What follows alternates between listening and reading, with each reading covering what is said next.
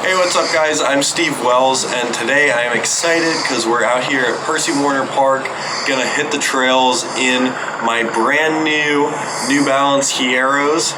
So let's put them on, take them out for a run and see how they feel.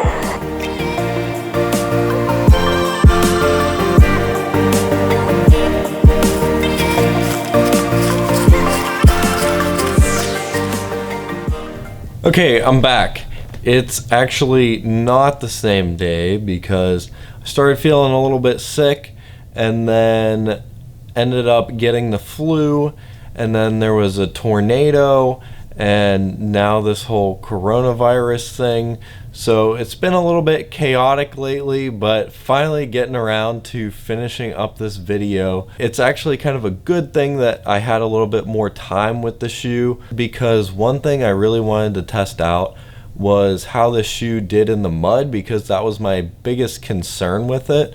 And as you can tell, I ran in the mud today. So let's start off with some pros that I found in my initial runs in this shoe. This shoe is essentially the same midsole as the New Balance 1080, which is one of their higher cushion shoes. So this is a much more cushion shoe than I typically run trails in. I'm usually wearing the Ultra Superior or Ultra Lone Peak for most of my trail running, but I actually kind of enjoyed having a little bit more cushion. Found myself on those little rocks and roots that I would normally step around to try to save my feet, just kind of powering through it.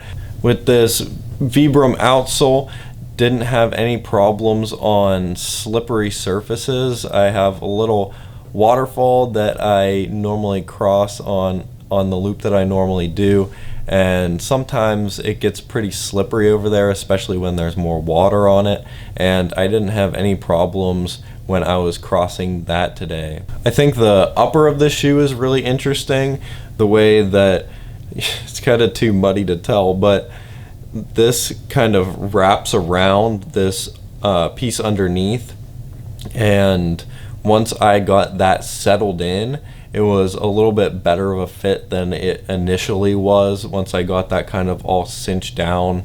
And with a weight of 9.8 ounces in my size 11.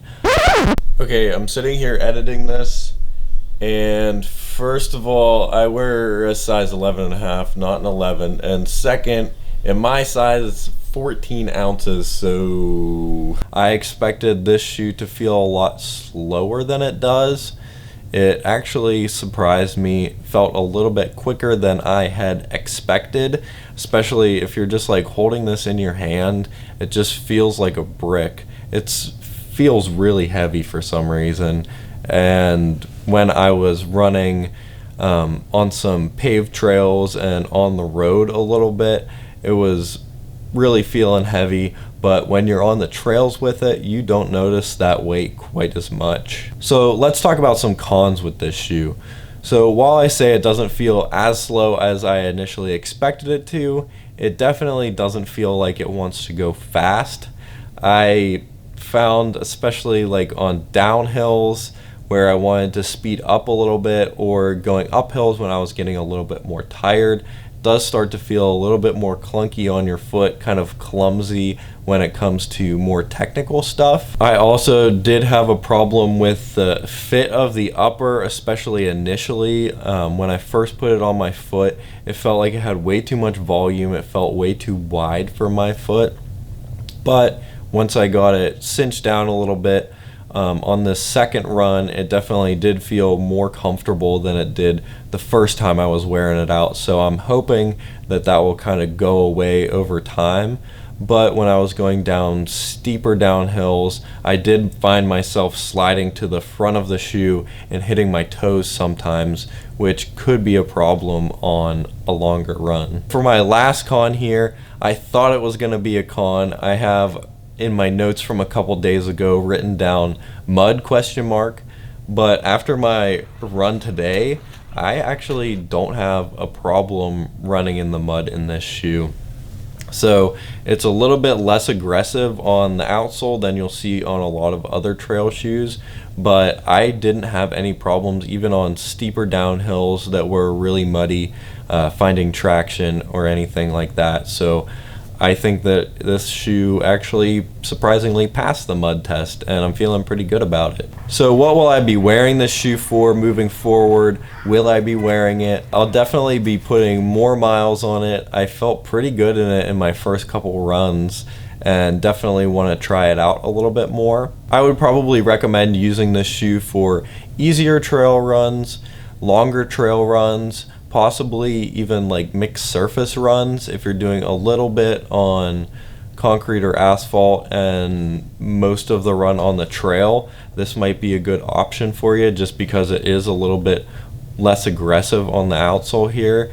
And I think this shoe would be perfect for if you were doing a trail marathon or ultra or something like that and wanted a shoe to even switch into halfway through the race when you're slowing down a little bit and your feet are starting to hurt a little bit. I think that this would be a really welcome treat on your feet to get a little bit more cushion under there, a little bit more comfort for those later miles. I did have a race this past weekend, got my shirt on right now, the Music City. I did the 27K with my girlfriend. It wasn't canceled, which we were really happy about. I didn't wear the Hierro for it because I was a little nervous putting a new shoe on in a race like that, but I did see a decent amount of them out there. It was mostly Lone Peaks and Speed Goats, but I could see this becoming a much more popular shoe among that crowd. This shoe would be awesome if you like the feel of the Speed Goat, but it's a little bit too narrow for you. You want more volume, you want more width in the toe box, and the wide is too much in the Speed Goat. I would say that this would kind of fall right in between and be an awesome option for you. So I'm gonna put these away to dry now. I have some really exciting stuff coming up soon on this channel. I've been running a decent amount in the On Cloud Swift lately, so whenever I get enough miles on this guy, I'm gonna be doing a full review on it. I just got the Diadora Mythos Blue Shield Fly Hip 3, so I'm gonna be doing some first impressions on this guy when I get around to doing my first run in it. And I just got the Mizuno Wave Horizon, which just came out, and I'll be testing this out, doing my first impressions, and probably putting a few more miles on this one as well. And I just want to talk about, during this whole coronavirus quarantine thing, working at a running store, it's hard for smaller businesses like that. So I'm gonna put a link to where you can get the Hierro down below, but I would much prefer if you went to your local running store. Well, don't go to it. Call them and see if they're doing any curbside pickup or anything like that. Or if you bought a gift card from them, you can buy it whenever they open back up. If you want them to be around in the future, you really need to support them now. So once I get a few more miles on this New Balance Hierro, I will be giving you guys a little bit of an update in a video, telling you my final thoughts on it. I think I'll be putting miles on this guy pretty quickly, but for now, be sure to like and subscribe and leave a comment down below telling me what you're doing to help your local running store. And also, if you've ever run in the New Balance Hierro, let me know your thoughts on it, and I'll talk to you guys next week. I almost forgot about the coolest feature of this shoe. So this thing that comes off the back here, a lot of people think it's for downhill traction, but that's actually not what it's for at all.